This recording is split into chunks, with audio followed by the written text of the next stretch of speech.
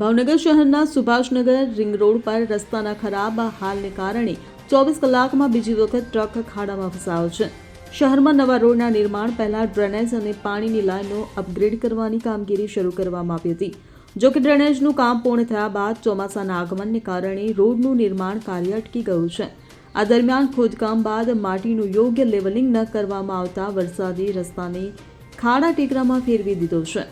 આ ખાડાઓને કારણે વાહન ચાલકોને ભારે હાલાકીનો સામનો કરવો પડી રહ્યો છે. ગઈકાલે આ જ રોડ પર એક ટ્રક ખાડામાં ફસાયો હતો અને હવે 24 કલાકમાં બીજી ઘટના આસર ટ્રક ખાડામાં ફસાયો. આ ઘટનાઓએ તંત્રની બેદરકારીને ઉજાગર કરી છે.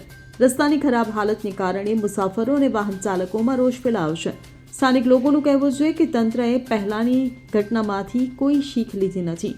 નાગરિકો માંગ કરી રહ્યા છે કે તંત્ર ઝડપથી રસ્તાનું લેવલિંગ કરી નવા રોડનું નિર્માણ શરૂ કરે જેથી આવી ઘટનાઓ નિવારી શકાય. Bureau report CN24 news. હવે જુઓ દેશ દુનિયાની તમામ ખબરો તમારી આંગળીના ટેરવે.